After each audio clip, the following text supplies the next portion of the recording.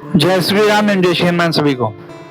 आज की इस वीडियो में मैं आपको बताने वाला हूँ स्टोरी ऑफ माय लाइफ कि बचपन से लेके अब तक ये जो मेरी स्पिरिचुअलिटी की जर्नी चल रही है किस प्रकार से ये मोड़ लेते आई है और किस प्रकार से मैं स्पिरिचुअलिटी की जो कथावाचन के क्षेत्र में आया हूँ मैं आपको आज बताने वाला हूँ।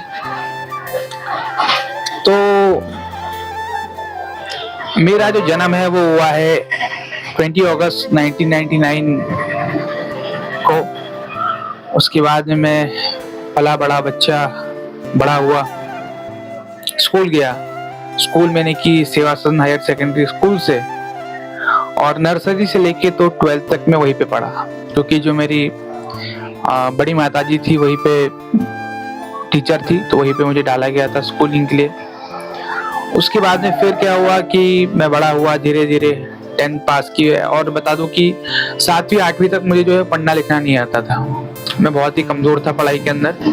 फिर 9वीं के अंदर थोड़ी मैंने रफ्तार पकड़ी, 10वीं के अंदर जो है मैं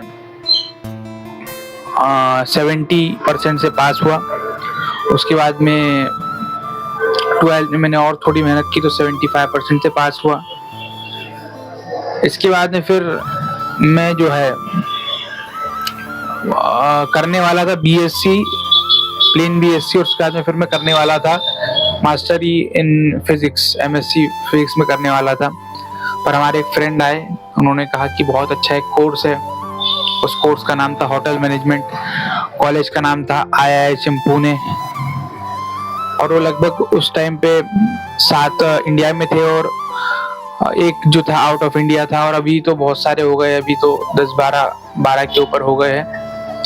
तो फिर मैंने उसका एंट्रेंस दिया, एंट्रेंस पास हुआ। उसके बाद में फिर गया मैं पुणे पढ़ने के लिए।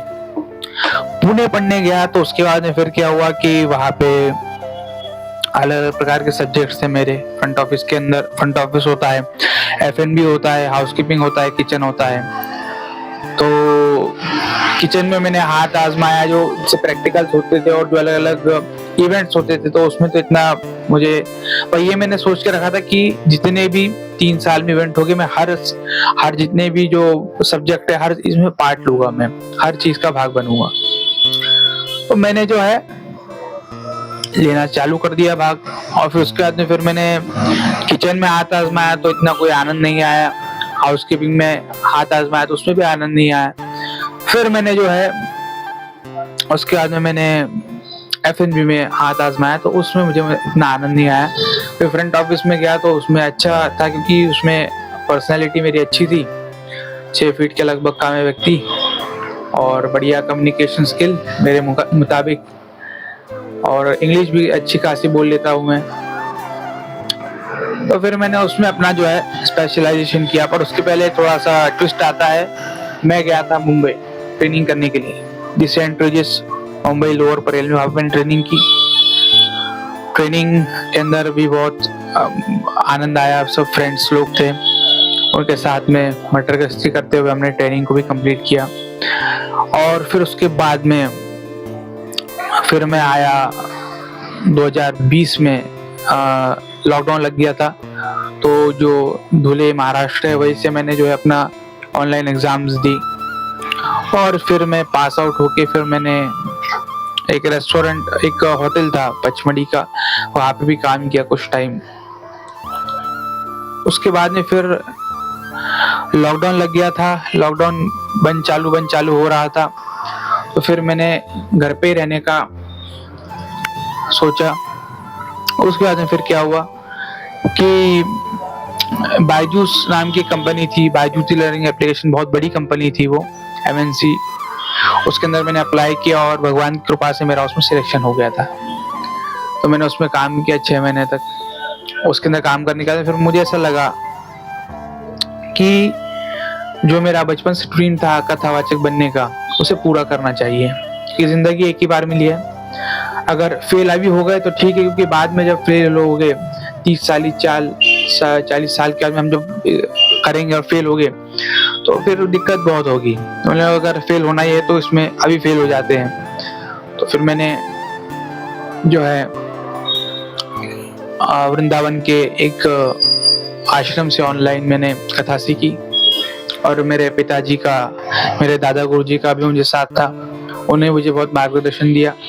और फिर मैंने जो है मैंने भागवत कथा सीखी और अभी भी सीख रहा हूँ कि बहुत ही सागर जैसा उसका विषय है, वो अभी भी सीख रहा हूँ।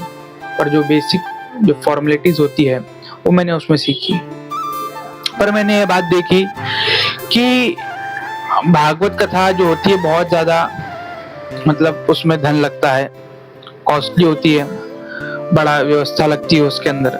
इसलिए मैंने सोचा कि जो मेरे इष्ट देव है हनुमान जी, उनके ऊपर मैं थोड़ी सा अभ्यास करके हनुमंत चर्चा या फिर हनुमंत कथा ऐसा कुछ करूं।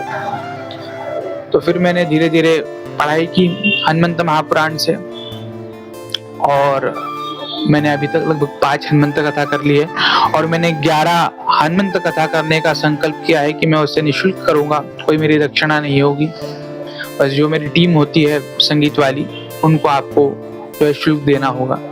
और 3 भागवत कथा हो गई है। ये मेरी जर्नी थी, किस प्रकार से मैं यहाँ पे आया। बाकी देखिए, जो डेस्टिनी में लिखा होता है वो तो होता ही है। अब लिखा था तो हुआ ही वो। अब मेरी और कोशिश जारी है कि मैं अच्छे से अच्छी पढ़ाई करके, क्योंकि ये जो विषय है बहुत गूढ़ विषय है और सागर की तरह इसमें गोते मारते रहना पड़ेगा, क्योंकि 18,000 श्लोक है, 335 अध्याय है। ऊपर से हनुमंत कथा के अंदर भी हनुमान जी की बहुत सारी लीलाएं हैं। अब साथ में आने वाले समय में रामायण भी सीखना है। सभी अलग अलग जो ग्रंथ है उनको भी सीख के उसके माध्यम से धर्म का प्रचार करना है, प्रसार करना है। और जो हमारे युवा है, युवाओं को नशा मुक्त करने के लिए भी मैं कार्य करता हूँ कि किस प्रकार से जो हमारे युवा है वो नशा मुक्त रह सके, क्योंकि उससे बहुत सारे परिवारों की जो है जिंदगियां तबाह होती है। और बस यही कहना चाहूंगा कि जितने भी जो युवा है जो इस वीडियो को देख रहे हैं वो नशे से दूर रहे। कोई भी प्रकार का नशा हो सकता है वो, यहाँ तक कि आजकल लोग सोशल मीडिया भी एक प्रकार से नशे की तरह ही हो गया है, तो उसका भी कम से कम इस्तेमाल करें। अब मैं तो उसको इसलिए यूज कर रहा हूँ कि एक माध्यम है लोगों तक पहुंचने का। आपने देखा होगा बचपन में हमें एक ऐसे आता था,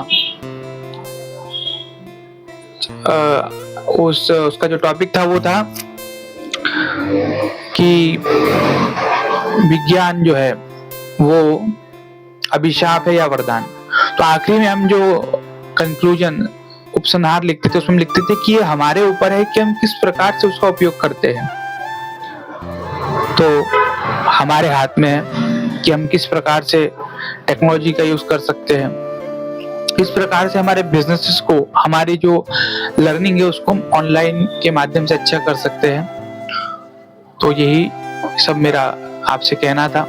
छोटी सी मेरी वीडियो थी, स्टोरी ऑफ माय लाइफ। अगर आपको पसंद आया होगा स्टोरी ऑफ माय लाइफ तो मैं इस पे और भी वीडियोस बनाऊंगा। ये तो मैंने शॉर्ट में आपको सब बताया, बाकी इसमें बहुत सारी अलग घटनाएं हुई है, कुछ हास्यास्पद, कुछ इमोशनल, अलग अलग प्रकार की है। मैं आपको भी शेयर करूंगा आपके साथ में। तो आप सभी को जय श्री राम, जय श्री हनुमान।